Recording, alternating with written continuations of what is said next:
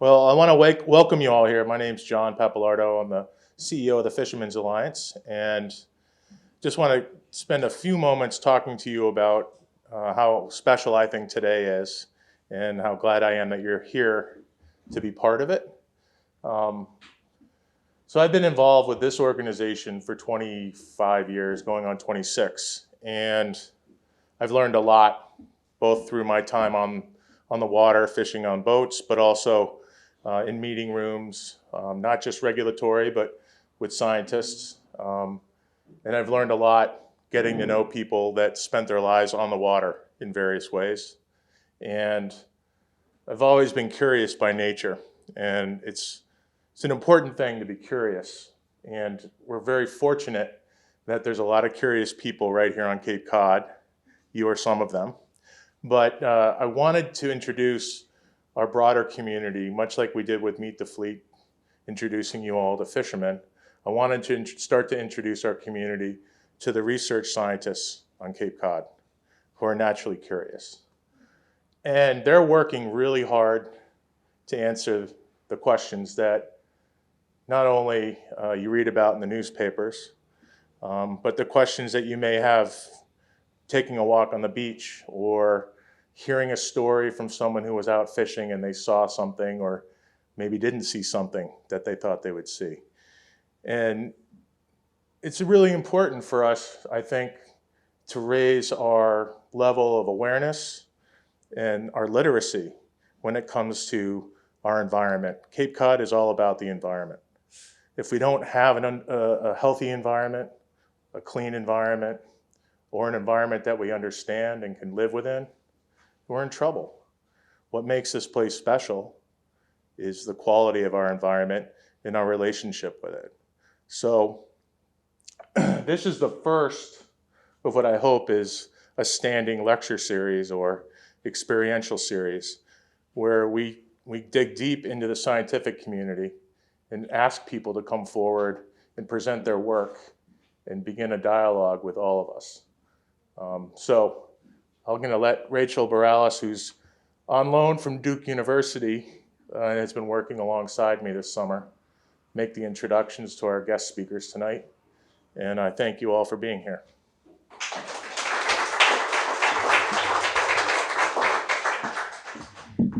Oh, it's a little taller for her. All right, great. Well, how is everyone doing tonight as well? Yeah, great. We are so excited to have you here tonight. I mean, John put together that wonderful introduction to let you know about this event and the series and just how excited we are for it. But really, I can't say enough how excited we are to have you all here with us today. I just want to know as well, we want to make this as engaging as possible. Again, and just as John said, this is really about connecting all of us together and talking about these issues in front of us and engaging us moving forward. So I think it's important that after we have these presentations, we have a lively Q&A and discussion. And I think it's good to start that out with knowing who's in the room right now. How many of you have been to a Fishermen Alliance event before? Wonderful. Yeah. What events were those? Meet the Fleets? Yeah. Hooker's Ball? Oh, yeah. Great. And is this your first time at the Fishermen's Alliance? All right. A few all. Welcome. Welcome. We're really excited to have you. Great. And then who grew up in Cape Cod? All right. Yeah. A couple? Yeah. Who have been here for quite a while, sometime at least. Yeah, great. And anyone brand new?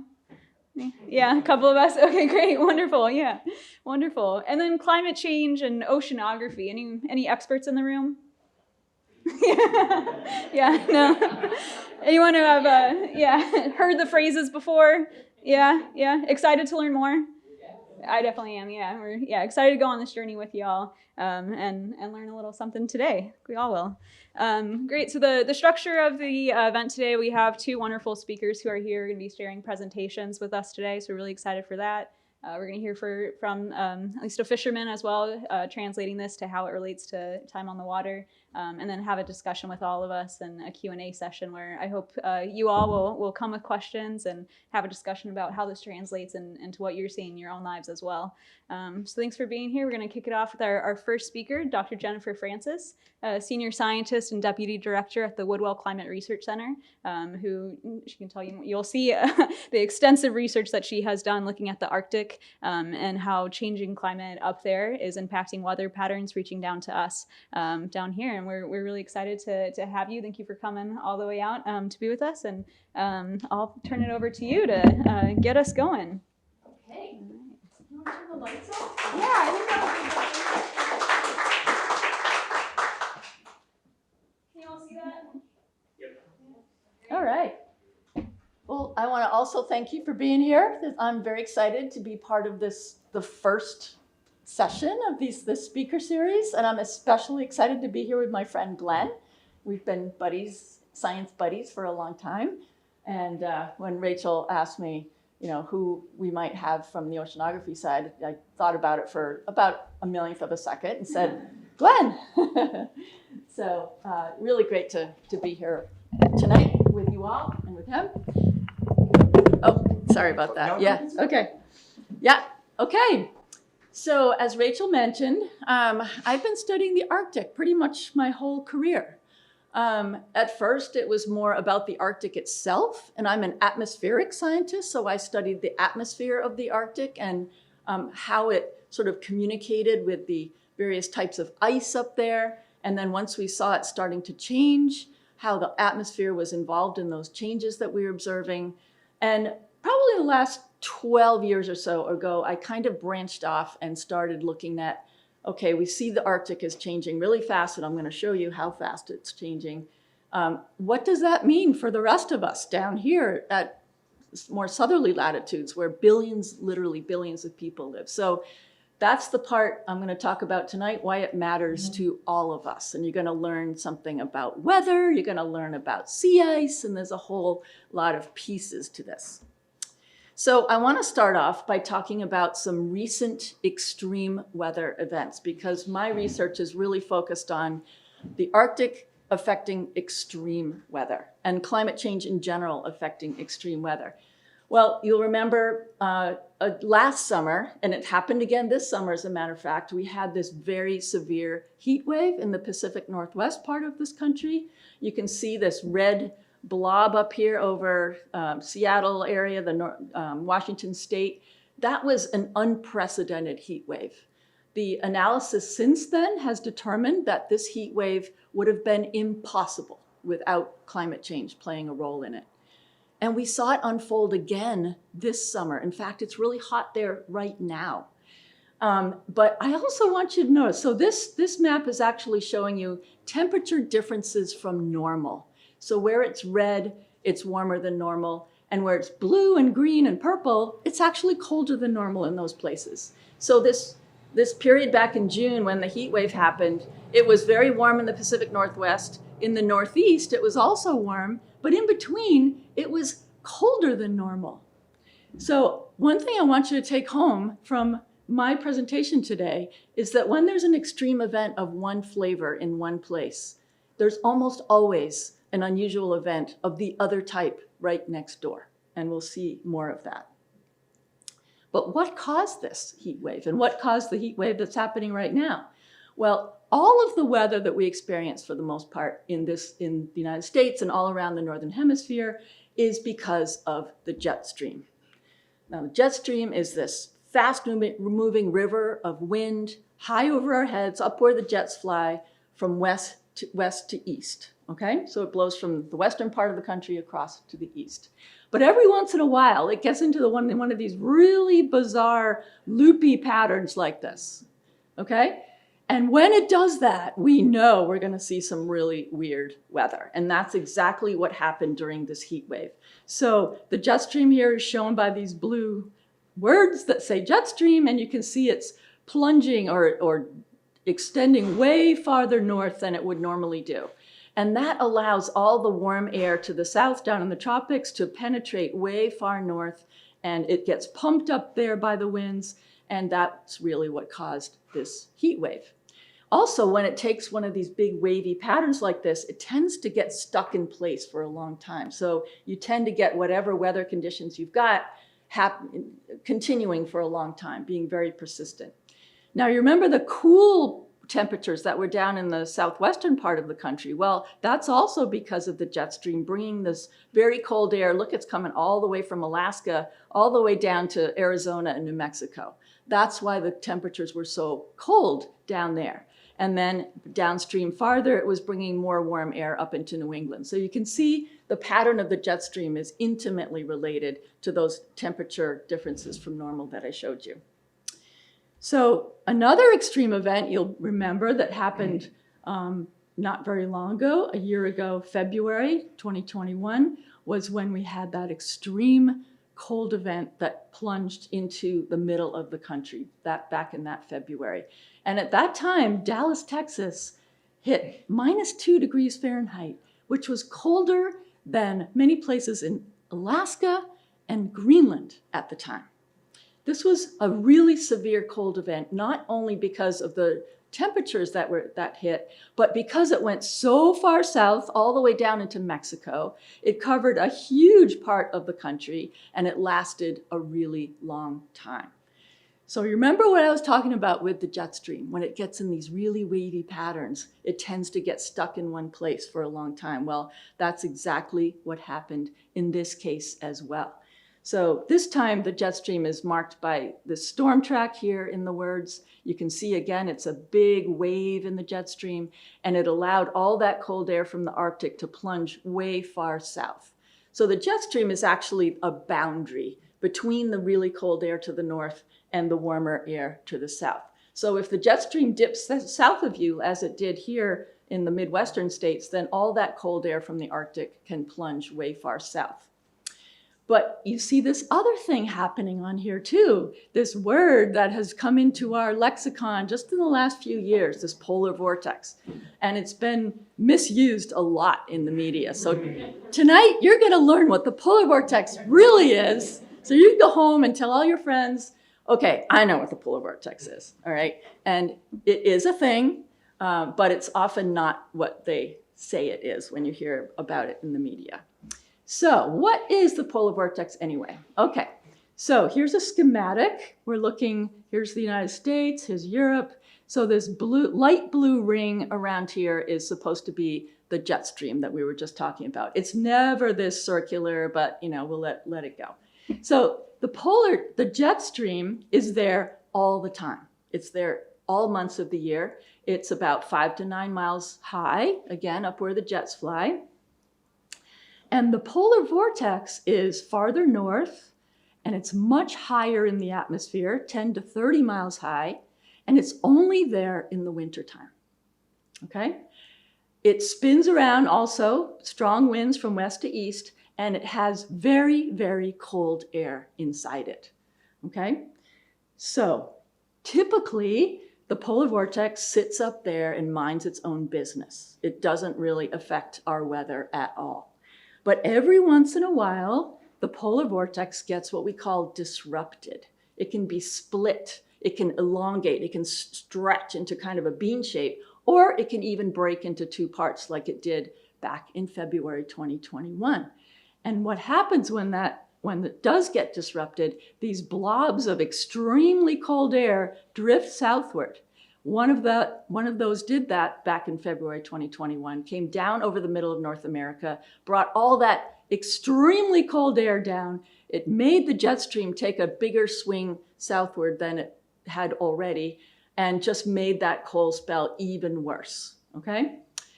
You notice there's another piece to this polar vortex that split and went down over Siberia. They had a really cold spell happening at the very same time. So remember when I said these extreme events usually don't happen all by themselves. They're usually connected to other extreme events.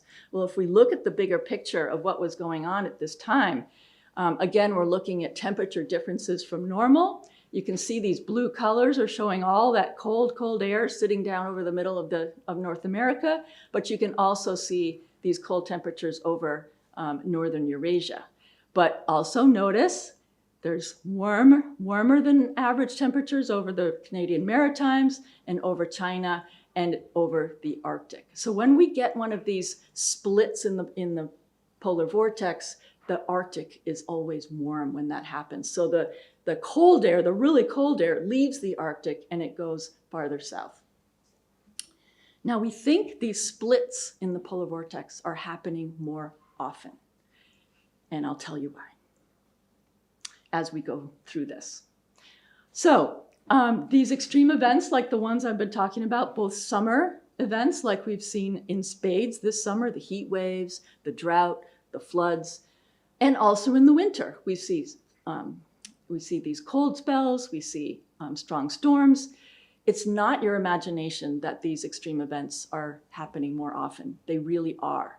And this information here is going back to 1980. Those yellow bars are showing you the what we call mega disasters. They're more than $20 billion of damage each one. And the scale here is a little hard to see, but there's 1, 2, 3, 4 of these per year.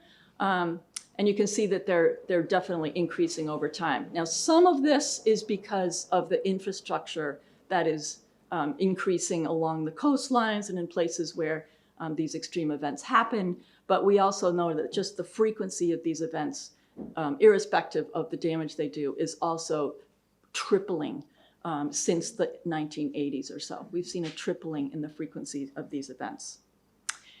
But now I want to step back and kind of put all this into context and look at how the temperature of the globe has changed over the last 20,000 years, okay? So these are differences in the global temperature from what they were in, say, the 1950s, before the Industrial Revolution started.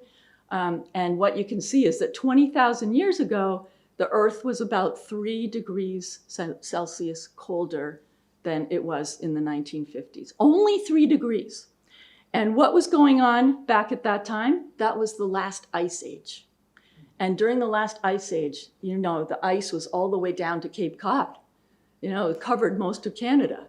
Only 3 degrees colder. It doesn't take much to totally change the Earth's climate system. But then it started to warm up, and then we got to what we call the last interglacial. So that was a warm period. And all of these changes that happened during this last 20,000 years are all caused by natural forces. Yes, the climate changes naturally, usually because of things like the changes in the shape of the Earth's orbit. Sometimes it's more circular, sometimes it's more elliptical. Changes in the tilt of the Earth relative to the sun. These are all things that change the climate going back in time. But I want you to notice this time period since the last interglacial, the Earth has been getting colder. So if all things were just happening because of natural forces, the Earth would be getting cooler right now. That's a take-home message right there. But of course we know they're not. Today we're experiencing this incredibly rapid warming. It doesn't look anything like anything we can see in the distant past. So we're already up over 1 degree warmer. We're at about 1.2 right now, maybe 1.3. And we're on track to go much, much warmer. Now you remember the ice age was 3 degrees colder. Well, equally catastrophic things are going to happen if we get to 3 degrees warmer. It doesn't take much. All right, so we're going to zoom into more recent change. This is a map of how the temperature on Earth has changed, but it's different from one you've probably seen before. So these colors are showing you how the Earth's temperature has changed relative to the globe as a whole. So when you see a blue color, it means that it's warming slower than the globe as a whole, and the red places are warming faster than the globe on average, okay?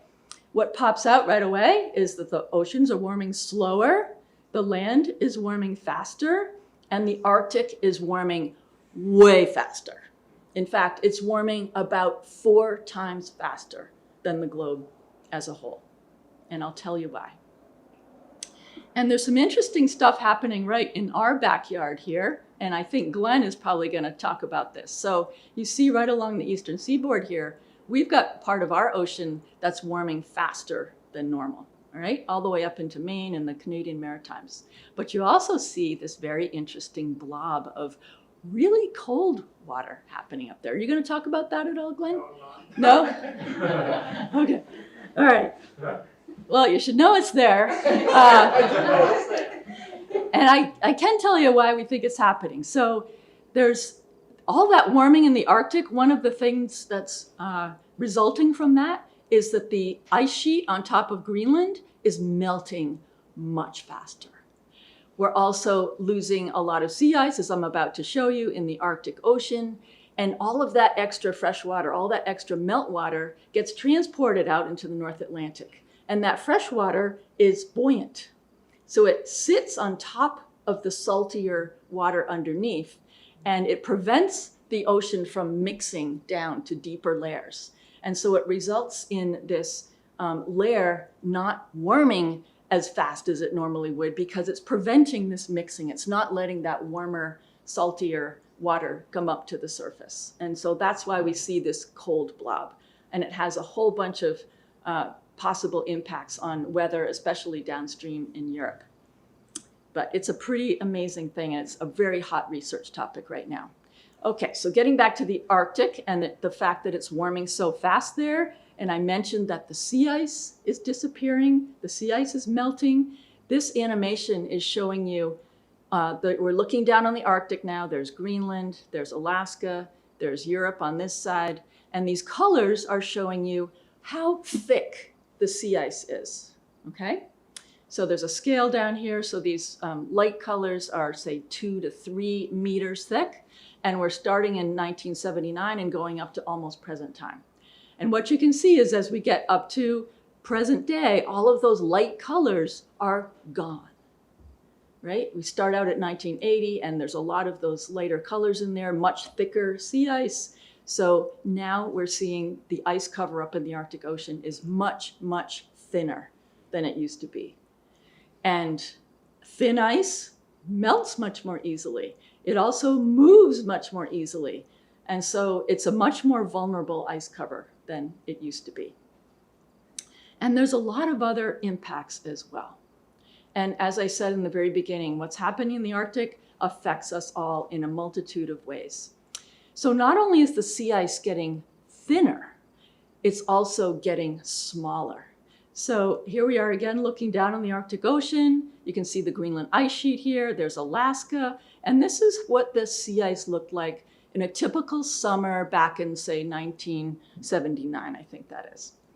And if we fast forward now to 2012, which was the year we had the smallest ice cover ever recorded, but it's been pretty similar ever since, we can see that this red and yellow colors here are showing you where their ice used to be, and there isn't anymore.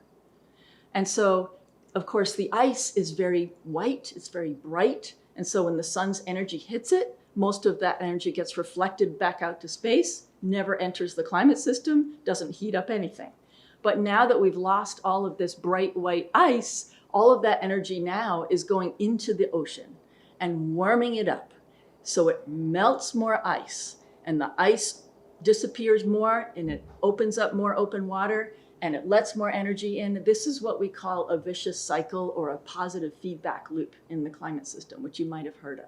And this is one of the main reasons why the Arctic is warming so much faster than anywhere else. So if we compare what the ice cover looks like now, just compared to 1979, 40 years ago, roughly 44, half of it is gone in the summer, in just a short time. And if we multiply that by the change in the thickness, we find that the volume of the ice is now 75% smaller than it was. And it's only like 40-something years. It's a very, very short time period. And it's a huge change in this system. It affects the biology. It affects the whole region. And because the Arctic has lost all of this ice, and it's also lost a lot of snow cover as well, the whole place is darker now. It makes the Earth darker. And it's been calculated that losing this sea ice and losing the snow cover has made global warming between 25 and 40% stronger than it would have been if we didn't have snow and ice up in the Arctic. So it's making a big difference in terms of how the globe temperature on average has been getting warmer.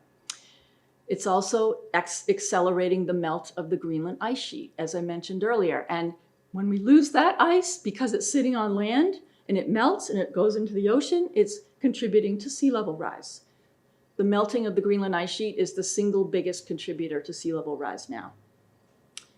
So that's a big impact to all of us who live along the coast.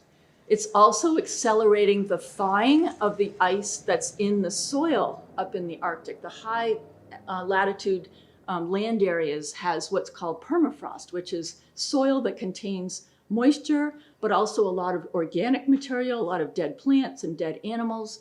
And when that frozen soil thaws, those plants and animals that were frozen in that soil start to get eaten by the microbes in the soil. And when the microbes eat that stuff, they release either carbon dioxide or methane, which are both greenhouse gases, and that adds to the warming. So it's another one of these vicious cycles, or what we call feedback loops.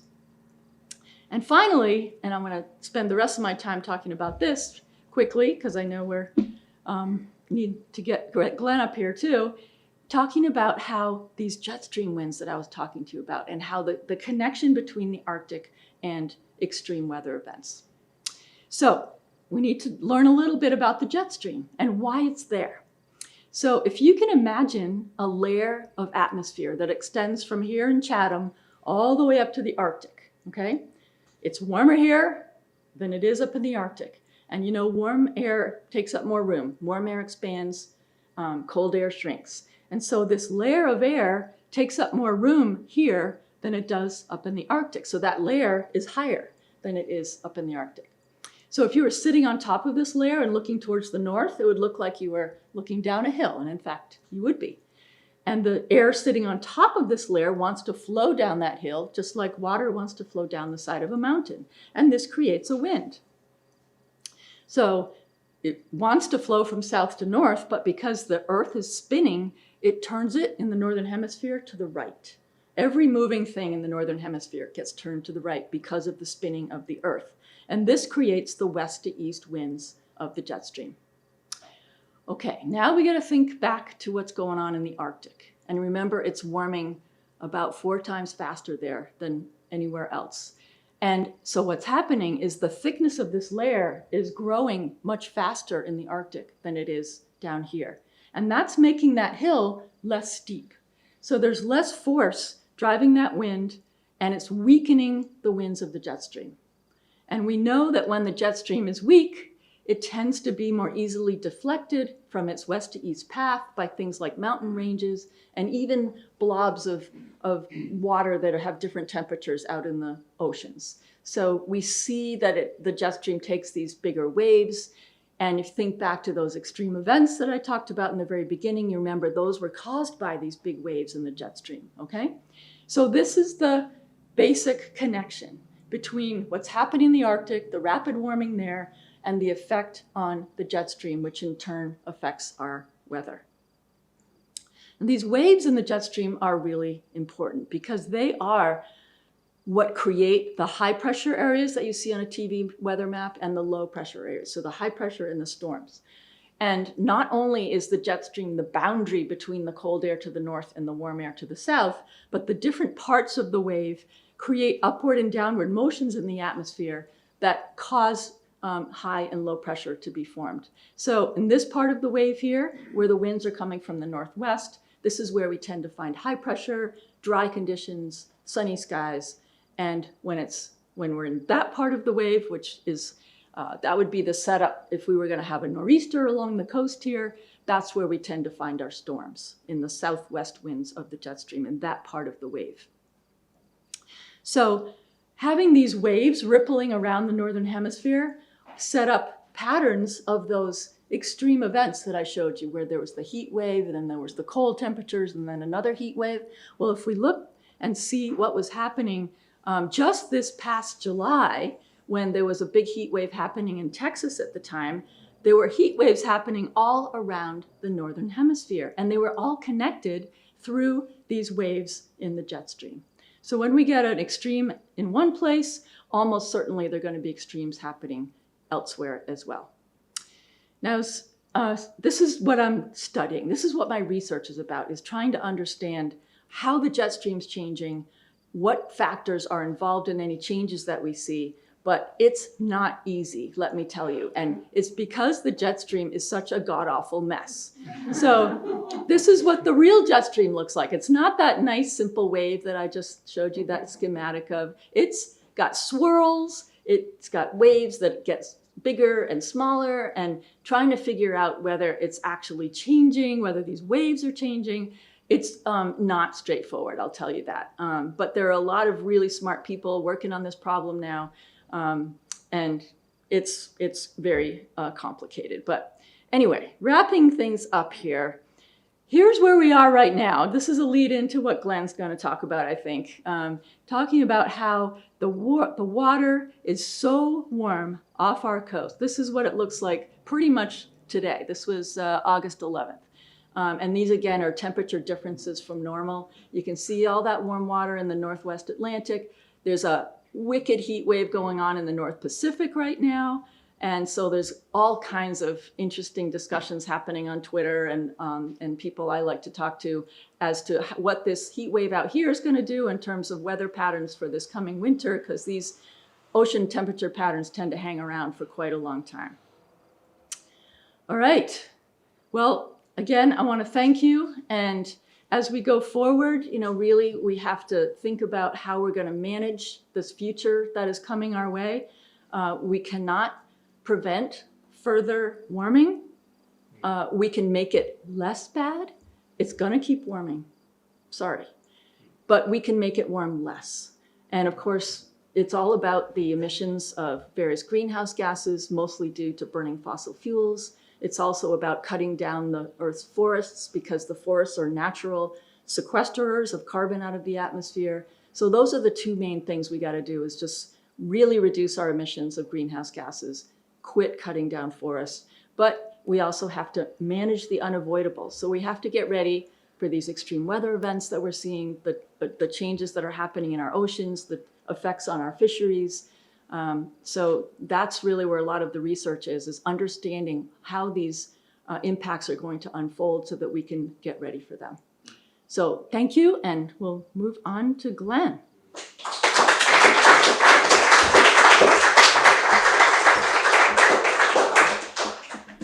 Great. Thank you so much for that. So we're going to have a Q&A session at the end. If you have any questions for Jennifer, please make a mental note, write them down, so you can ask them at the end. I think I'll be asking how you stay positive under conversations like this. But this was, a really wonderful presentation. Thank you so much. Great. So that was an incredible presentation, really setting the stage at a global scale and hearing about, Texas and the ways that we're seeing these weather patterns impact local communities around the world. And now we have Glen Gawarkiewicz from Woods Hole Oceanographic Institute, and he's really going to be bringing this home for us. He's an associate scientist of physical oceanography, studying coastal oceanography modeling and really the interdisciplinary aspects of these issues as well. So we're really excited to have you here and to kind of show us what this means for us locally and your presentation. All right, come on up here. Thank you, Rachel. It's always hard to follow Jennifer there. And I do want to say one little personal anecdote before I get started there. I think it was in maybe the mid-2000s, and I was in a hotel room in Taiwan, and I had jet lag, and I normally watch sumo wrestling on Japanese TV when I have jet lag in Taiwan, but I was surfing the web, and I was on an economics blog, and they had a link to a YouTube video, and it was one of Jennifer's videos about changes in the jet stream. And I watched it, and it was unbelievable because all sorts of things came together in my mind about how this region is changing. And it made me realize, first of all, I'm a shallow person. I study the continental shelf mostly, so my personality fits the topic. It really, I just had, one of those deep moments of how interconnected everything is. That you really had to understand the changes, the whole planet, before you could understand what was happening in the Northeast and around Cape Cod. Now, just for one moment of optimism, I think that we Society has faced problems in the past, and since I created a new center at Woods Hole just last week, the Center for the Study of Sea Monsters on Antique Maps, I just want to give a nice assist to Maps of Antiquity here in Chatham, although they don't know this yet.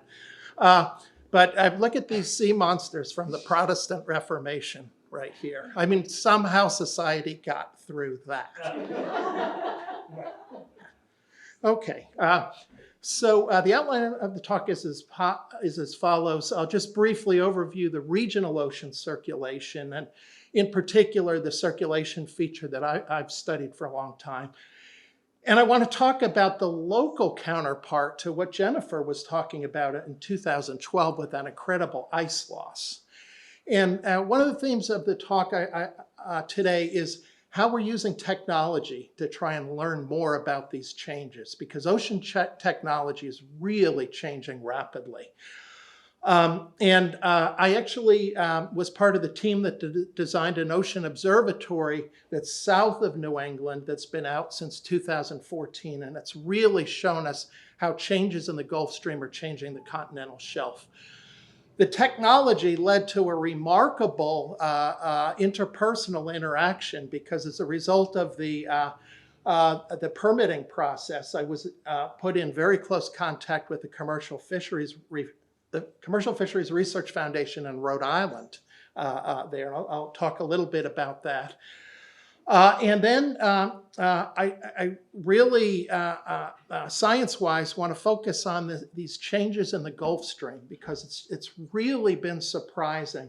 And one of the things that's frustrating to me as a scientist, we don't fully understand the dynamics behind these changes with the Gulf Stream. And there really is an analogy with the jet stream and things slowing down. And then finally, I'll close by talking about a new tool, the Long-Range Autonomous Underwater Vehicle. It was developed at the Monterey Bay Aquarium, but Amy Kukulia at Woods Hole is using this vehicle. And we were able to get data even when a research ship cruise was canceled due to COVID there. So just briefly for the ocean circulation, in the Northeast here, there's two main current systems: the Gulf Stream that transports a lot of heat and salt northward, and it's part of that overall thermohaline circulation that's so important, distributing heat around the planet. But the current system that's less well known and that I've studied since 1984 is what's called the shelf break jet. And that runs along the edge of the continental shelf there. And it comes all the way down from the Labrador Sea and ends at Cape Hatteras. The shelf water moves offshore. It's entrained in the north wall of the Gulf Stream. It's carried off further east there.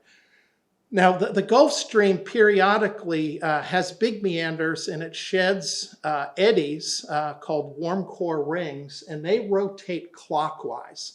And these can have currents as strong as 4 to 5 knots there. They're really big, powerful features there. And they can be 30 to 60 nautical miles in diameter there. An important thing about them is they can carry shelf water off in what are called streamers of shelf water around the edges. These streamers really concentrate marine life. The record I heard from a cetologist, Gordon Waring, was 58 sperm whales in one of these streamers there. So it's just remarkable. There's lots of upwelling there.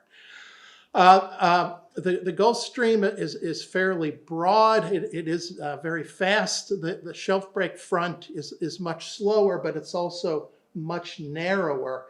And the dynamics of the shelf break front are pretty nonlinear. So it forms frontal waves a lot in analogy to the jet stream waves there. And it's also very much affected by winds.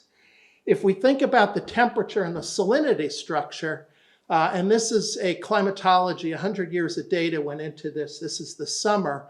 There's a feature called the cold pool with cold temperatures here. And this is very significant ecologically, this cold pool. In the summertime, you get warming near the surface. There's a thermocline or region of large temperature gradients there. In the wintertime, this all mixes away usually. In terms of salinity, there's fresh water that's carried out of the board. So there's fresh water moving down this whole system right there. And the differences in the temperature and salinity are pretty large. It's about 4 to 6 degrees centigrade, so it's like 10 to 12 degrees Fahrenheit across this front right here. And the differences in salinity are about 2 parts per thousand usually. So that's pretty large. It's not estuary large, but it's for the open ocean, it's pretty large. So this is a cartoon that pretty much summarizes my career right here. I studied these shelf break processes. And I won't go into details other than to point out that warm core rings have a much larger vertical scale than the continental shelf. So they come close to the continental shelf, but they don't come onto the continental shelf. The shelf break jet is surface trapped. It's about 50 meters thick, and the highest velocities are at the surface. A typical velocity would be half a knot, but it can be as high as a knot and a half. And I've been on a ship where the captain said, "What happened? The ship just moved 50 yards sideways." And I said, "Oh, we hit the shelf break jet." In terms of an ecological impact, within the shelf break front itself, there's a persistent upwelling system. And that's why there's so many fish that are caught right along the 100-fathom line there, right about in the mean center of that jet. There's a lot of fishing activity there. Okay, so Jennifer mentioned 2012, and I have to say this was the year that I first became really, really concerned about changes in the coastal ocean. So we get lots of variability from the weather systems, from river runoff. The variability is much larger in the coastal ocean usually than in the center of the ocean gyres. We were out on a cruise in May of 2012 down here looking for 2 species of fish, butterfish and bluefish. And they were, all the historical charts said, oh, these are all supposed to be here spawning at this time of year. We were doing an acoustics experiment looking at the scattering of sound by fish schools, and there weren't any of those fish there. It was all warm water fish. And we looked at our instruments. The temperature anomaly was 5 degrees centigrade, which is 9 degrees Fahrenheit there. I had never seen a temperature anomaly like that. And I'd been going out since 1984. It just shocked the heck out of me. And to understand what happened, I luckily had a postdoctoral investigator come shortly afterwards, Ke Chen, and he needed to really understand Jennifer's work to understand why we had this widespread warming. This is a plot right here from sea surface temperature, and again, this is an anomaly plot right here. So this is the difference from average from like 10 years of marches right there. This is up to 6 degrees centigrade right there. It was consistent, with what we saw in May there. Again, this is a shockingly large number. Many fish species are sensitive down to 1 or 2 degrees Fahrenheit right there. So it turns out that the butterfish that we were looking for were way up here. And that year there was real enhanced mortality to puffin chicks, because the butterfish came up into the Gulf of Maine, and butterfish are a large oval fish.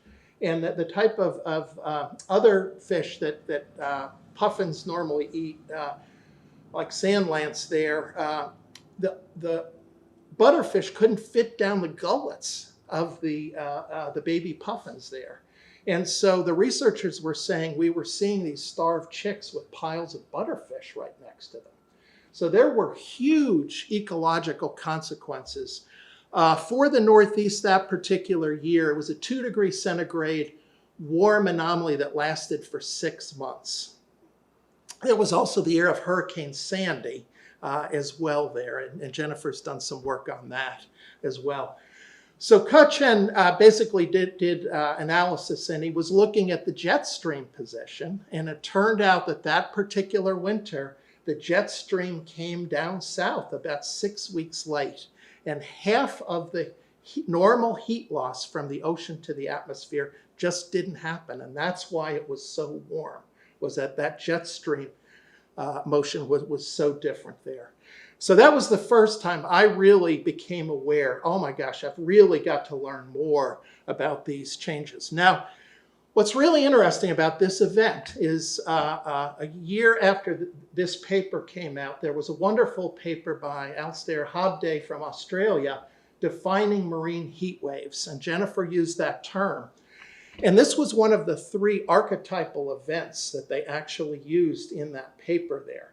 And the marine heat waves were similar to heat waves defined in the atmosphere. It's the top 10% of a 30-year average there. And the one shift was it needed to be at least 5 days rather than 3 days in the atmosphere. But there's just been an incredible amount of research on marine heat waves. And for the reason the magnitudes are so large, as Jennifer showed there.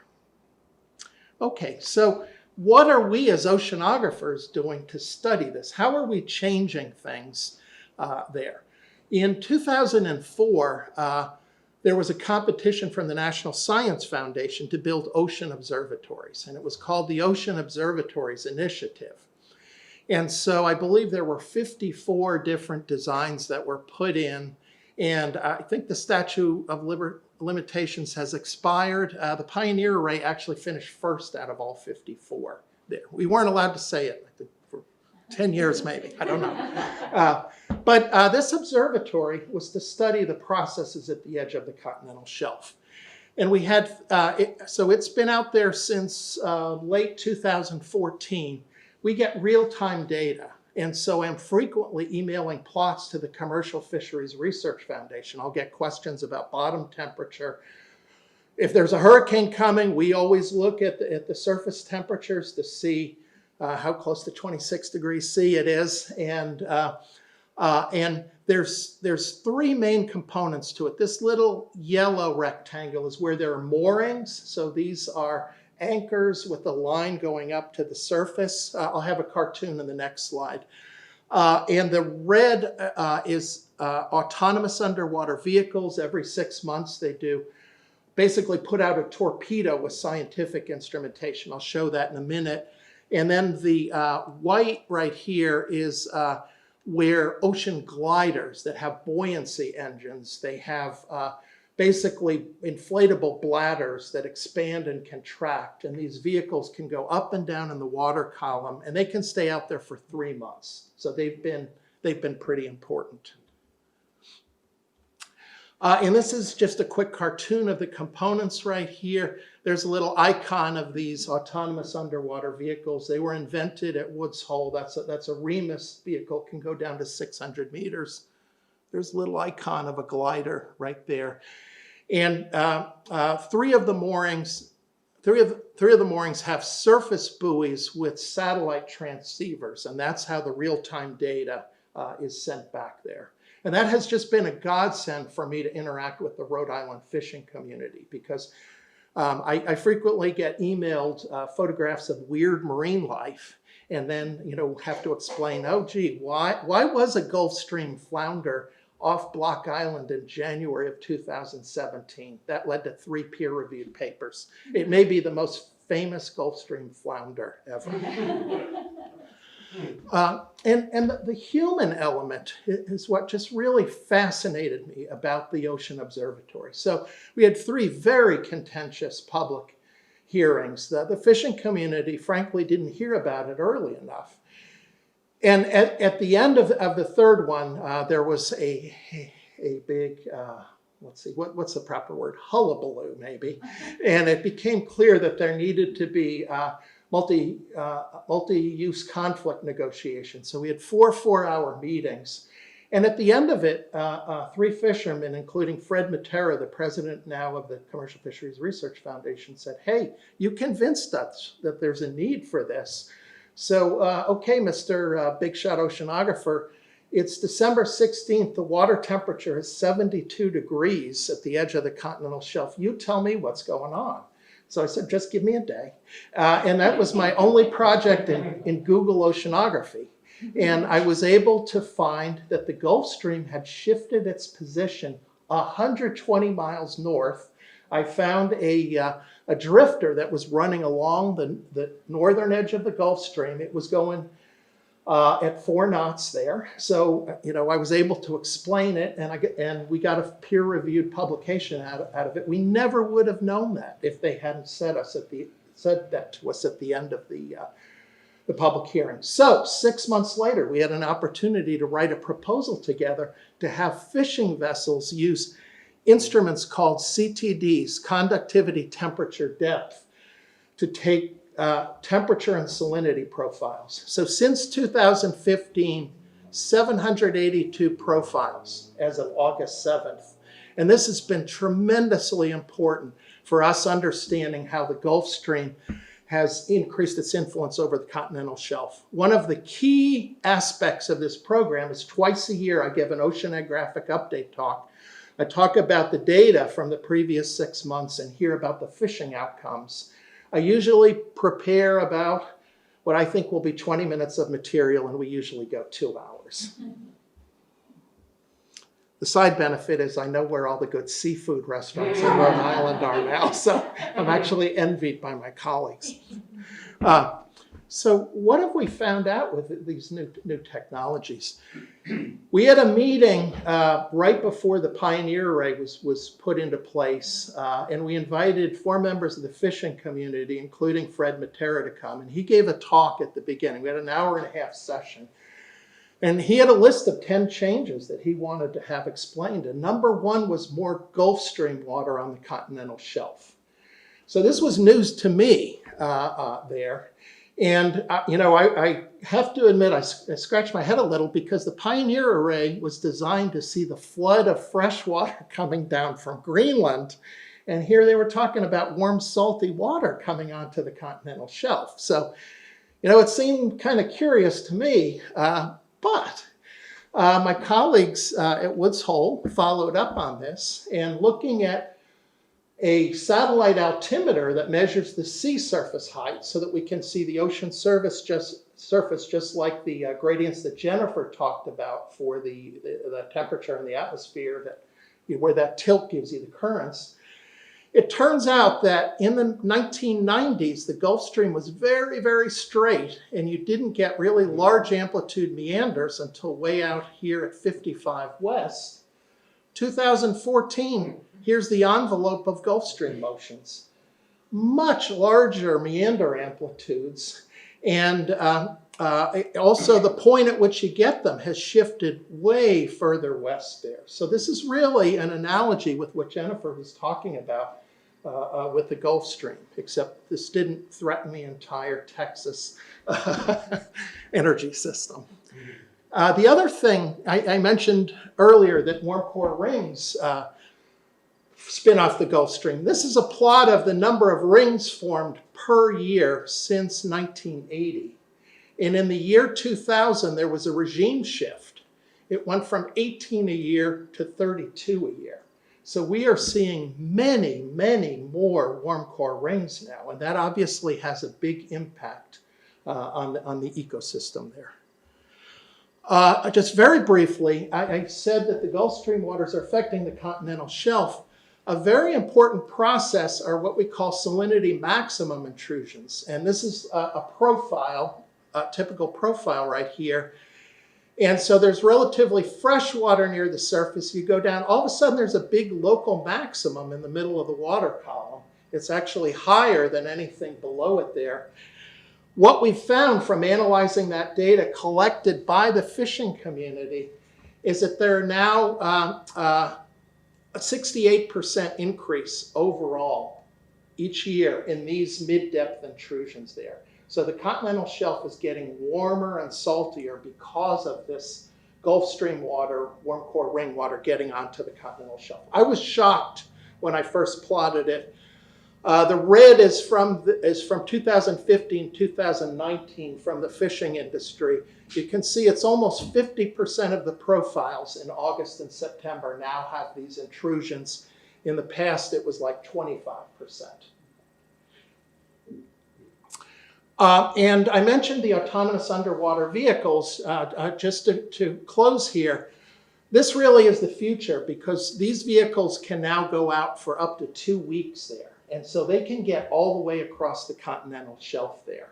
This is a Tethys class vehicle. And what we used it just last summer with the Neil Armstrong. Here's a photograph of it being deployed off the A-frame. Drones have certainly made cruise photographs a lot more interesting, I must say. The morning that we were going out on the cruise, Amy Kukulia was emailed a new code to run the vehicle so that it could actually detect fronts. So we were able to actually map out that intrusion there. And so we have a very detailed 3-dimensional map of that, and we'll be going out the first week of September. I'm quite concerned because Jennifer showed that plot about how warm it is right now. It might be the most stratified with the density differences ever this summer. We'll find out for sure. So the remarkable thing was we were supposed to go out again in September last year on a cruise. And a week before the cruise, a crew member got COVID for the Rhode Island ship. And Amy Kukulia said, well, I've gassed up the vehicle. Let me just go out in a small boat. I'll go out to Cuttyhunk. Let's just give it a try. So she went out there, and it turns out that that front that I talked about, the shelf break front at the edge of the continental shelf, should be at 50 fathoms, was all the way inshore at 25 fathoms there. And it turns out we could use the Pioneer Array and the NDBC buoys, National Data Buoy Center buoys. When Amy put the vehicle out in mid-September, the anomaly there at Nantucket Shoals was over 6 degrees centigrade there. So like 11 degrees Fahrenheit there. And her vehicle took a really nice section. So you can see that front right in the middle of the continental shelf. Talking to Fred Matera and other people at CFRF, bluefin tuna were not in the canyons. They were up by Block Island. They were along this front at the middle of the continental shelf there. And there's just been a lot of other discussions I've had about unusual species, triggerfish, cow-nosed rays there. So 2021 was a very strange year, and I'm still talking with people about that. Finally, as I've been working with these anomalies and using the Pioneer Array data, I've gotten involved actually in the fisheries management system, and I'm part of a scientific working group for the Ilex squid, the northern short-fin squid. With a surprising lack of imagination, we call our group the Squid Squad. But it's been really, really rewarding, and we've been really exploring the connection between the warm core rings and the Ilex catch. So to conclude, both the steady ocean warming is important in this region, as well as these extreme events with 12 degree, 14 degree Fahrenheit anomalies. Technology is really enabling us to have more real-time data, particularly for bottom temperature. And I think that's really important for the dialogue between the fishing community and the scientific community. And community science is vital in understanding the changes and being able to adapt to them. And then finally, I haven't talked about this, but really training young scientists to be understanding of the fishing industry and the problems facing the fishing industry is really important. And whenever I go to CFRF, I always try and take graduate students. When we do calls, I try and get people on the calls. And I think that that's been really important for the future there. So with that, any questions?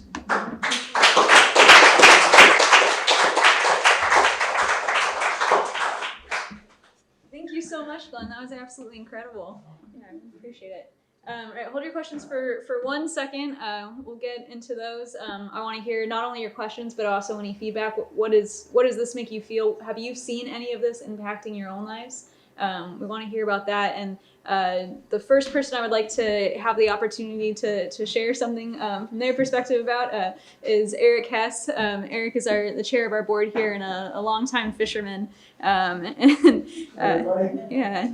Do you want to come up and? Not really. Yeah, great. Wonderful. Yeah, Eric, we'd love to hear about your time fishing. How long have you been involved in the industry, and then what from this relates to what you're seeing on the water? Okay, well, I can speak to those things. I've been a fisherman now since 1984, when I started bluefin tuna fishing here on the Cape. While I was in college, I studied physics and engineering, and actually applied to the Hui Physical Oceanography program before I realized that fishing was my true passion. So I've been involved with the Pioneer Shelf Research Initiative. I deploy some of the gliders that Glenn described going around the array. My younger brother, who fished with me in the 90s, actually is the boat captain at Hydroid that makes the Remus vehicles for the US Navy, but that's a spin-off from Hui. So people talk about the blue economy, and many of the fishermen in the local fleets actually, have these sort of side relationships with various research and commercial facilities around the Cape. So it's funny, at the end of Glenn's talk, he mentioned that he likes to bring his researchers to interact with the fishermen. And I think as an organization, and this is certainly part of it, we have a responsibility to train our fishermen to be better adapted to interacting with scientists. And one of the big ways we do that is through cooperative research, something that wasn't really a huge thing in the beginning of my career 20, 30 years ago.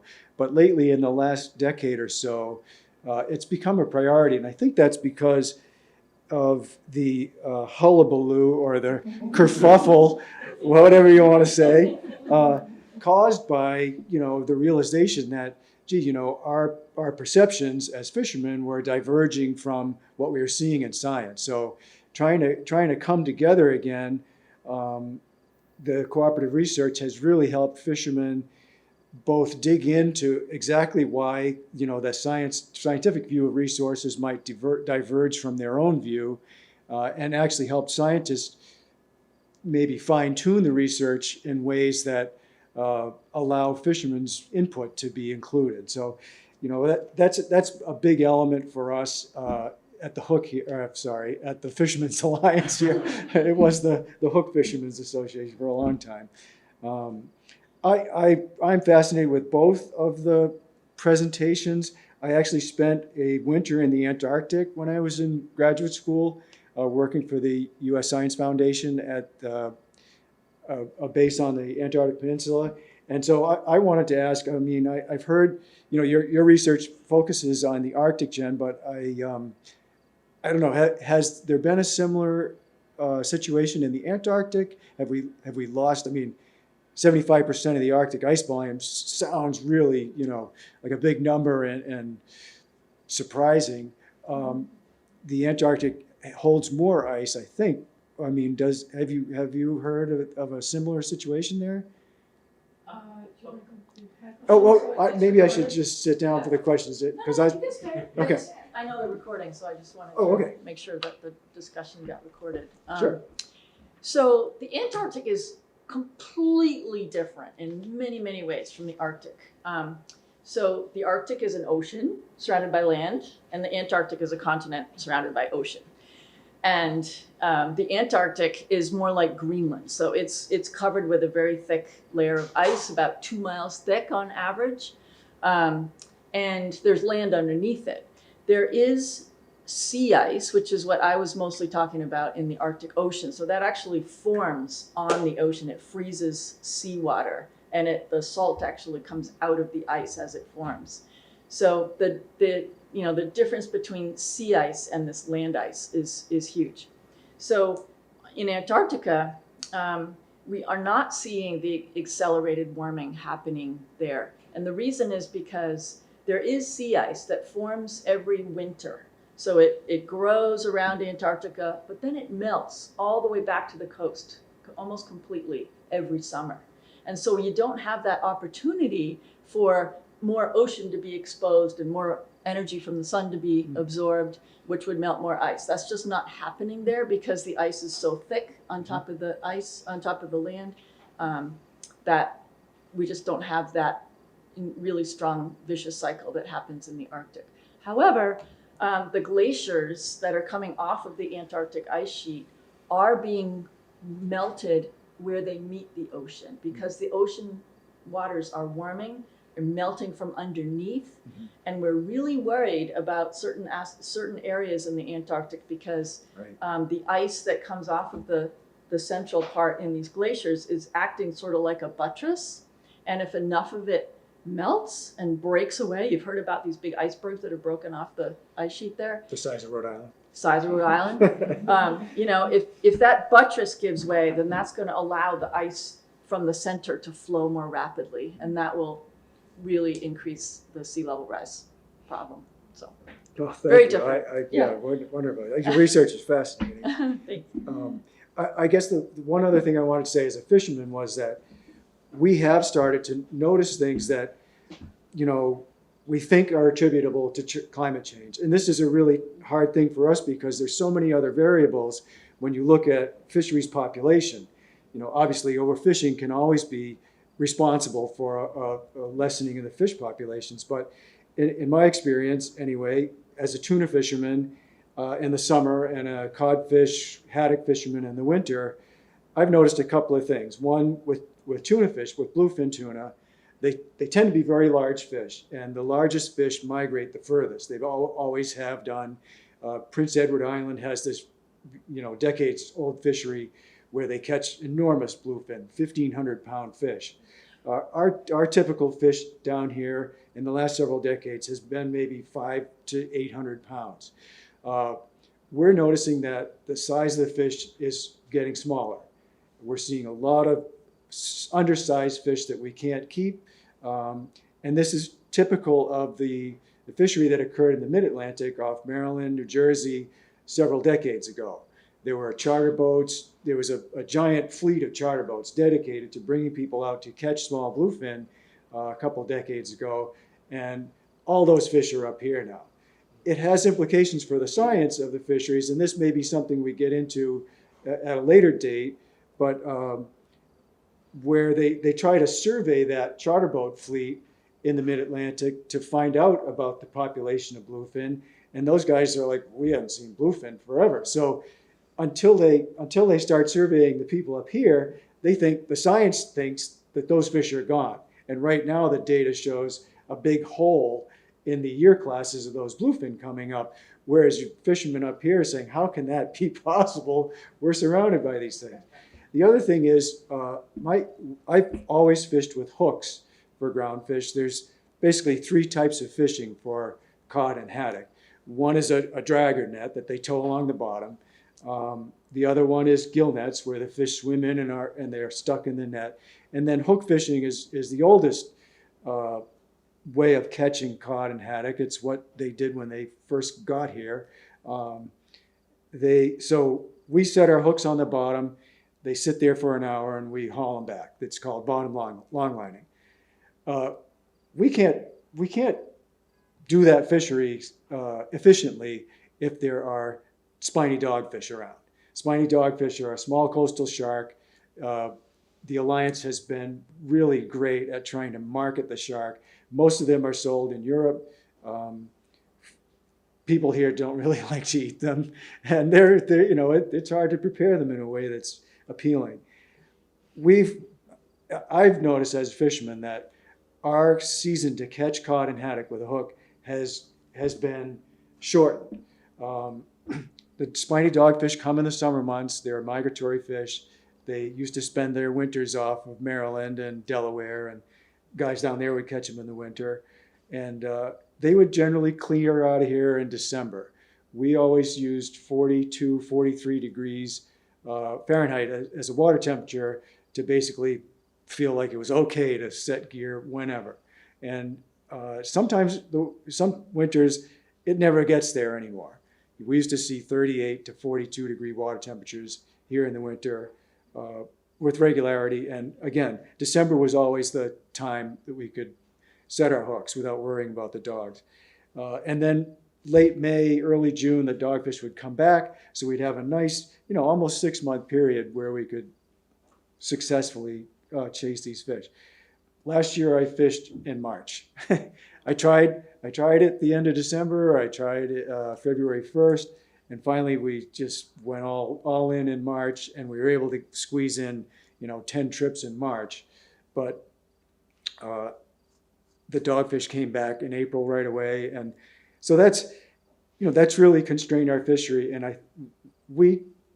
obviously the dogfish are an abundant species.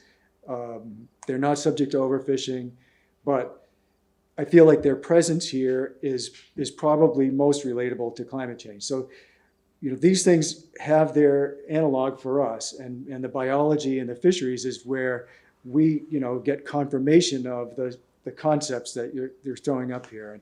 And we really appreciate as fishermen to work with the science community and both, to help to understand it, by virtue of your plain speak explanation of it. We really appreciate that. So thank you. And now I'll shut up.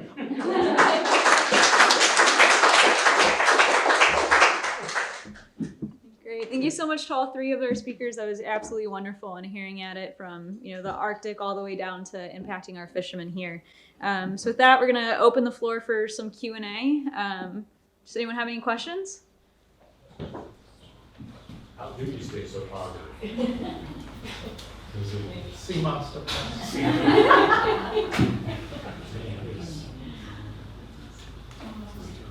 It's difficult, yeah. People are really focused on getting to the root of this problem and making it as less of an issue for their lives and their kids' lives as possible. They're all over this, They're not about going out and making money so much. They're more about solving a big problem. And, there are plenty of other big problems to solve. But this is one of them that they're focused on.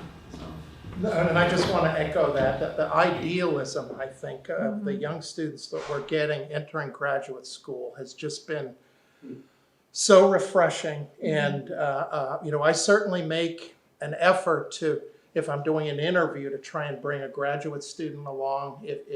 If there's a legislative aid that might be coming and it's an open meeting, I want them to understand the legislative process. I wish I understood the fisheries management process better. I know it's kind of complicated. But I think we have a responsibility now as scientists to educate students in how we interface more effectively with the decision-making bodies. And that wasn't there when I was a graduate student. It was much more ivory tower, but I think there's much more awareness now of the things we need to do as scientists. What research is being done in the bay? Cape Cod Bay itself, where it seems like most of the research is in the Atlantic, and rightly so. Yeah, I knew that. I was talking, because of my research interests, mostly south of here. A lot of work is going on with the lobster mortality and the low oxygen. And I know that Malcolm Scully at Woods Hole has said that changes in the summertime wind patterns may have caused that. Generally, if you have more stratification, then you can deplete the oxygen in that bottom layer. And it was kind of weird because it wasn't right by the coast. It was kind of something like, I'll say 10 fathoms to 40 fathoms, something like that in that depth range. So we're not exactly sure. One topic we haven't really talked about, but I know Jennifer has done a lot of work on, is changing rainfall patterns. And so having extreme rainfall events can create short-term, really enhanced stratification there. And my own feeling is that it may be, a really bad thunderstorm in Marshfield might have really led to that, because we've looked upstream to see, is it very different? But I would say that's one of the major foci for research right now. There's just a lot of concern.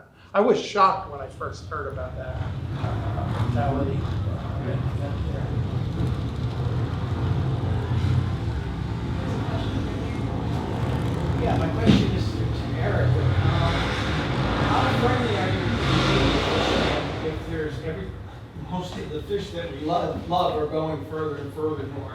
And is there a striation that says, get off of my ocean, it's my fish? How does that work? Well, that's something that John's been involved with, in ecosystem management of fisheries.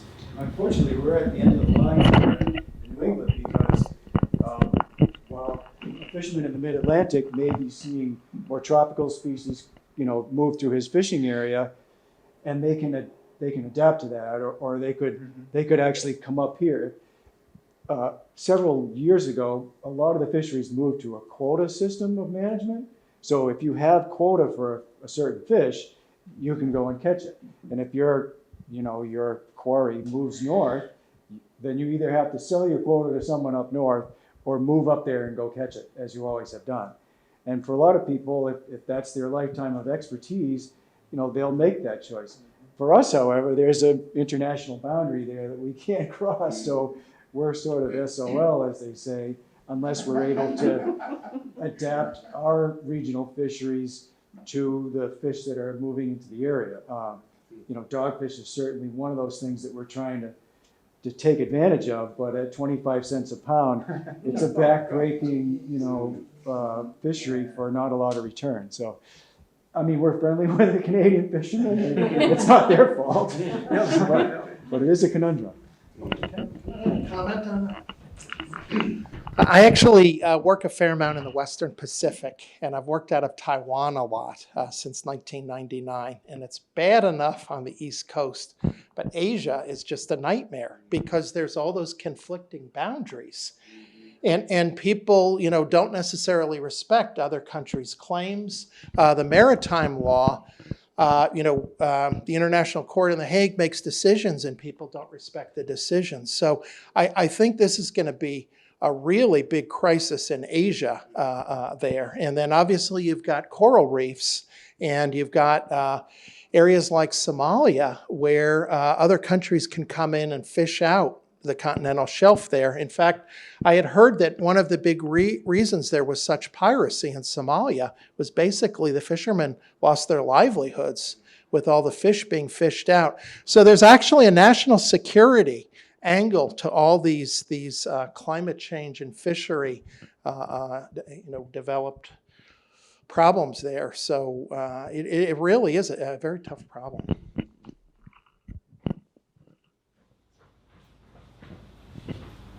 Yeah, I had a question for Jennifer about the polar vortex. So that makes up every winter, and recently we've seen it behaving differently. Have you done, or are you aware of any modeling that talks about the vortex disappearing, not making up? And if so, what are the downstream implications of that? So we don't have to worry about it disappearing because there's still a 6-month-long polar night. It's still very dark and cold up there. And in fact, the increasing carbon dioxide in the atmosphere makes the upper levels of the atmosphere colder. So the polar vortex is actually not getting weaker and we don't have to worry about it going away. But there is evidence that it is getting disrupted more often. And I mentioned that and I said I was going to tell you why and I didn't. So I'll do it now. So you can think about the polar vortex sitting up there spinning around like a top. And we've got this one area in the Arctic where it's warming the fastest of all. And it's right north of Western Russia and just east of Scandinavia. There's an area there called the Barents-Kara Seas.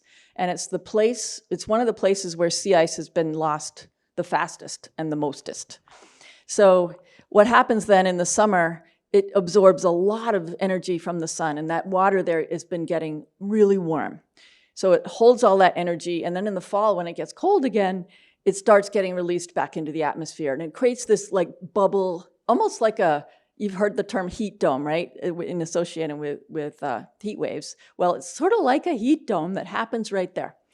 And it's right under where the polar vortex winds tend to sit. So one of like the edge of the polar vortex right there.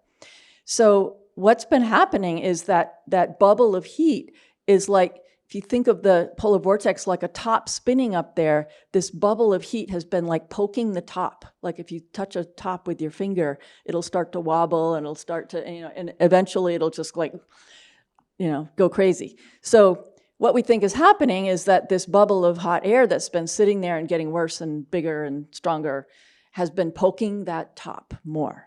And that has been leading to the polar vortex getting more stretched and sometimes even broken. And we have been able to actually model that with computer simulations. So it's not just an observation and who knows why. It's, we can actually use a model and recreate that. So we're pretty confident that that's what's going on.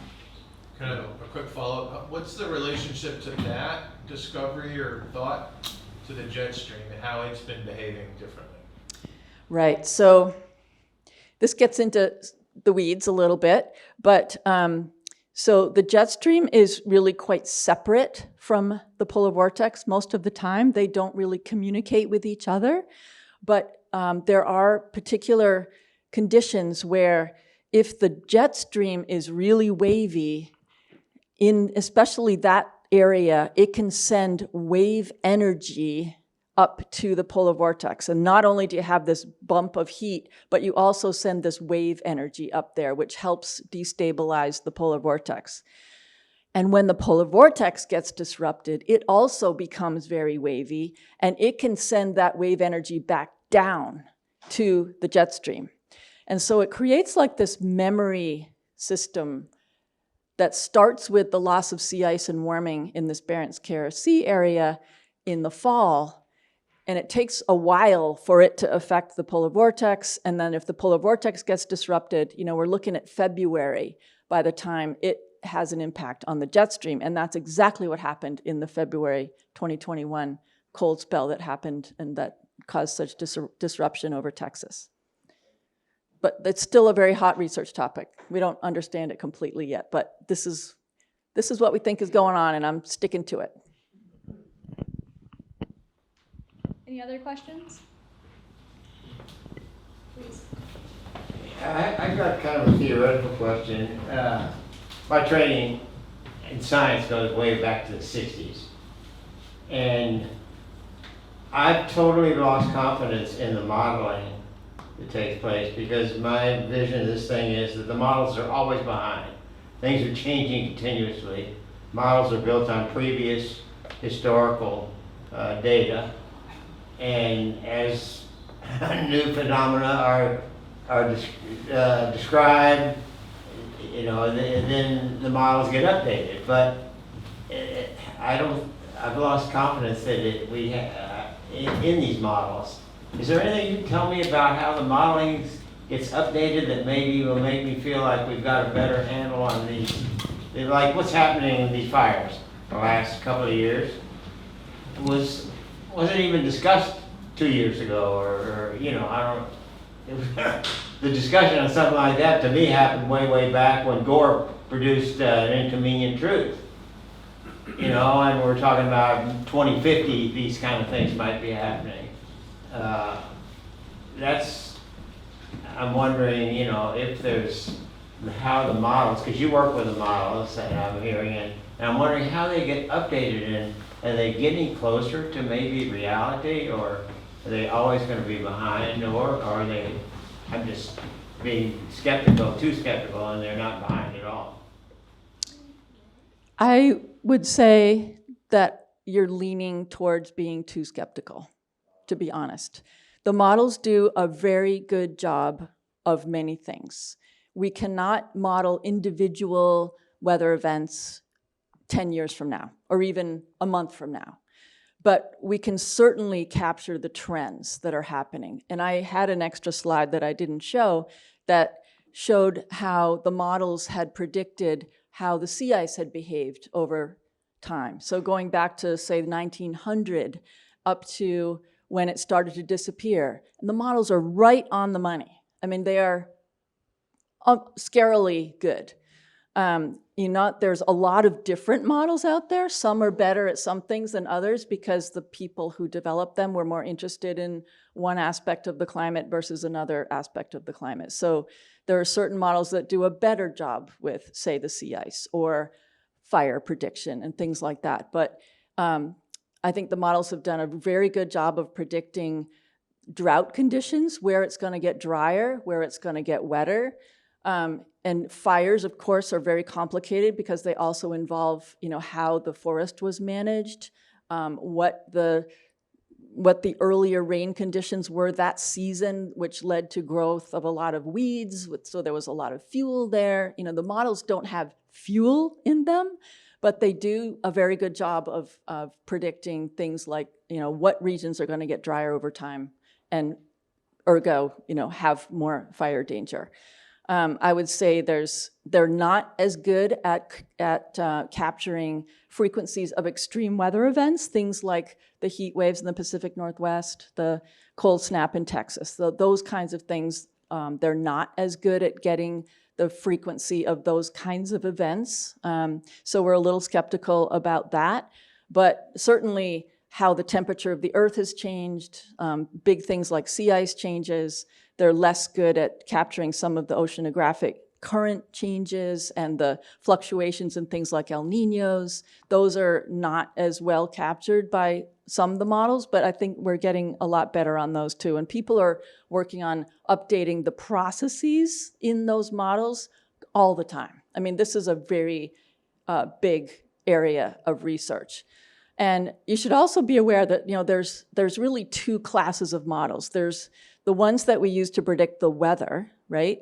Those are based on getting a lot of observations from around the world and assimilating all that data from satellites, from weather balloons, from people measuring, from instruments measuring, and that all gets swept up into these really amazing data assimilation models that then they capture the state of the atmosphere right now, and then they use the equations of science to predict what tomorrow's weather is going to be, what next week's weather is going to be. So that's one kind of model that is based on data. And then there's these climate models that we use that just have the equations in them. And it just knows about how much sun comes in. It knows whether there's a continent here or not. It knows, it knows about evaporation. It knows when water freezes. Those kinds of things are all built into the model. And so then they are run freely. There's no data that go into them to constrain them whatsoever. So the fact that they do a really good job of capturing these changes over time, knowing about how greenhouse gases are increasing and knowing how this land has gone from forest to farmland and all these kinds of changes, volcanic eruptions that happen, things like that. Those are the models that we use to project what the future holds in terms of the climate system. Go for it. Yeah. There's a lot less data in the ocean than there is on land. And so that's why these ocean gliders, for example, are having a really big impact on the models because, as Jennifer said, the data gets assimilated into the model, and so the model will kind of correct to be close to the data there. And probably the organization that's doing the most intensive modeling in the world is the US Navy. And they are really using very high resolution models there. And in some areas, it's very complicated. In areas with big gradients of ocean temperature, they're mostly concerned about the sound speed for ocean acoustics. It's really hard to model. And just like Jennifer said, those individual events, if you're trying to get the frontal waves, if you're just off with the timing, you may have the wavelength, you may have the amplitude just right, but you're off, by 2 days. It's a big error. So those areas with large temperature differences will tend to have more uncertainty there. But another thing that people do, which you probably see mostly for hurricane forecasting, is run what's called ensembles of models. So they'll slightly change the forcing, slightly change the initial conditions, and then you get a statistical distribution from the models there. So It really depends on the process, some of them, and I agree with Jennifer, extreme events, they have a hard time with that. But, I do think things are continually improving, but sometimes we're still frustratingly short on specific processes. Great, thank you for that. Well, one question I have for you all, so we've heard a lot about these changes happening. Who of you, or have any of you seen changes here in your lives happening with changes in climate and weather patterns? I heard a yeah. Last month, that was, that heat wave was unprecedented. Yeah, absolutely. Then the lack of rain for all summer. Yeah, absolutely.